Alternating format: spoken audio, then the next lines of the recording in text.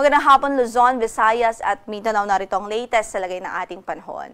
Kasalukuyan ay tatlong weather system na nakakaapekto ngayon sa bansa. Nariyan nga ang hanging amihan, nagdudulot ho yan ng malamig na hangin at mga katamtamang pag-ulan dito nga po sa Cagayan Valley Region, Cordillera Administrative Region at maging sa Aurora Province. Samantala dahil din sa shear line, ito po yung boundary o salubungan ng hanging amihan at yung hangin na nanggagaling sa dagat Pasipiko ay nakakaapekto din sa malaking bahagi ng Southern Luzon. Partikular ho dito sa Bicol Region, sa Quezon Province, Oriental at Occidental Mindoro, Marinduque at Romblon at maging sa halos buong Kabisayaan ay posible nga ang mga pag-ulan at patuloy na mga pag-ulan dahil sa shear line. Samantala yung dating bagyong si Kerubin na ngayon ay LPA na lamang ay nakita po ito sa coastal waters ng Vicencio Sagon, Zamboanga del Sur, yung kanyang sirkulasyon. At nagdudulot po yan ng mga pag-ulan dito sa Zamboanga Peninsula, Bangsamoro, Soc-Sargen at maging sa Palawan Province.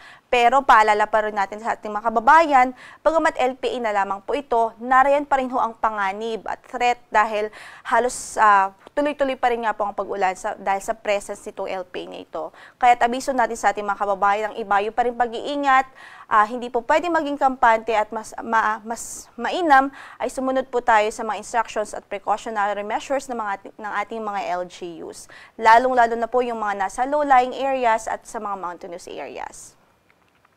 Samantala, based na rin sa ating latest na tropical cyclone threat potential, makikita nga po natin itong yellow shade areas. Ibig sabihin po niyan, posible pong may babuong vortex o circulation mula dito sa Sulu Sea towards the southern portion of Palawan hanggang sa West Philippine Sea at meron itong low chance na mabuo bilang isang tropical depression. Pero magantabay pa rin ho tayo sa magiging update ng Pag-asa ukol nga po dito. Para naman sa forecast natin para bukas, asahan natin ang maulap na papawuri na may katamtamang pag-ulan dito nga po sa Cagayan Valley Region, Cordillera Administrative Region at maging sa Aurora Province dahil pa rin yan sa amihan. Samantala dito sa Bicol Region, sa Quezon Province, asahan pa rin natin ang maulap na papawuri hanggang bukas at patuloy na pag-ulan dahil sa shear line. The rest of Luzon, inasahan natin ng isolated na mga mahihinang pag-ulan dahil pa rin ho sa amihan. At dumako naman tayo sa Visayas at Mindanao, inaasahan pa rin natin ang patuloy o magpe-persist yung mga pag-ulan doon sa halos buong Kabisayaan dahil sa shear line hanggang bukas ho yan. And nandito sa Mindanao nga, posible nga po maging maulan pa rin dahil na rin sa shear line. Dahil medyo bababa po yung orientation ng kung saan nakatutok yung shear line by tomorrow. Base na rin sa ating latest weather advisory, nasa warning po natin, posible pa rin ang heavy o malakas hanggang sa matinding mga pag-ulan dito sa Quezon Province, Camarines Norte, Camarines Sur, Catanduanes, Albay, Sorsogon, Masbate, Northern Samar, Biliran, Eastern Samar, Leyte at maging sa Southern Leyte. Kaya doble ingat ang ating abiso doon sa ating mga kababayan dahil posibleng-posible ang mga pagbaha, especially po doon sa mga urbanized areas, sa mga low-lying areas o mabababang lugar at yung mga lugar na malalapit po sa ilog. Samantala, moderate to heavy rains din ang inaasahan dito sa Oriental Mindoro, Marinduque, Romblon, Aklan, Capiz, Palawan, sa Negros Occidental, Cebu, Bohol, Negros Oriental, Siquijor, Dinagat Islands, Misamis Occidental, Zamboanga del Norte, Zamboanga Sibugay, Lanao del Norte, Lanao del Sur, Zamboanga del Sur, Maguindanao del Norte, Maguindanao del Sur, Sultan Kudarat, Basilan, Sulu at maging sa Tawi-Tawi. So ingat din po sa mga kababayan natin dyan, posible po ang mga katamtaman hanggang sa malalakas na pag-ulan at pwede pa rin itong dulot ng mga localized na mga pagbaha.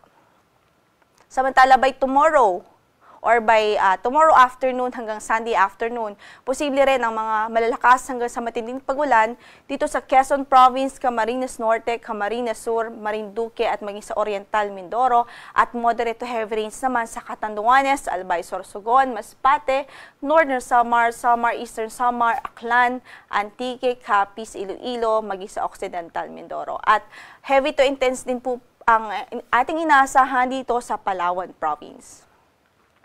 And by Sunday afternoon hanggang Monday afternoon, nariyan pa rin ang tsansa ng mga heavy o malalakas na pag-ulan hanggang sa matinding pag-ulan dito sa Quezon Province, Camarines Norte, Camarines Sur, Catanduanes, habang mga moderate to heavy rains naman ang inaasahan sa Oriental Mindoro, Romblon, Aklan, Capiz, Albay, Sorsogon, Masbate, Northern Samar, Samar, Eastern Samar at maging dito po sa Palawan Province.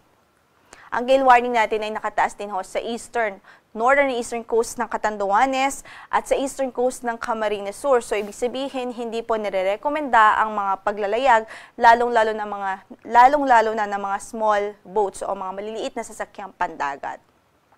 Sa outlook naman natin sa Metro Manila, until Sunday, ina-expect natin posible pa rin ang mga pag-ulan dito dahil nga po sa amihan. Samantala, by Monday at Tuesday, improved weather ang inaasahan. Sa Baguio City naman, by Sunday hanggang Tuesday, mataas ang chance ang maging maulap na may mga mahihinang pag-ulan. Sa Legazpi City, mataas din ang chance ng maulap na papawirin na may mga pagkidlat, pagkulog at patuloy na pag-ulan mula Sunday hanggang Tuesday pa po yan. Then sa Metro Cebu, inaasahan natin na improved weather simula Sunday hanggang Tuesday. Sa Iloilo naman ay inaasahan natin na hanggang Sunday o Linggo, posible rin ang maulap na papawuri na may mga kalat-kalat na pagulan at pagkidlat pagkulog. At improved weather naman pagdating ng Monday at Tuesday. Sa Tacloban, likely pa rin maging maulap ang papawuri na may mga kalat-kalat na pagulan at pagkidlat pagkulog doon simula Sunday hanggang Tuesday. Sa Metro Davao, improved weather ang inaasahan mula Linggo hanggang Martes. Sa Cagayan de Oro City ay gayon din ho. Mataas ang chance ang mag-improve na rin ang weather doon sa Linggo hanggang sa Martes. And sa Zamboanga City hanggang Sunday pa rin ang mga pagulan na inaasahan doon habang Monday hanggang Tuesday ay unti-unti na pong mag-i-improve ang ating panahon doon. Ang sunset natin sa araw na ito is 5:32 in the afternoon at bukas inaasahan nating sisikat ang araw sa ganap na alas 16 ng umaga.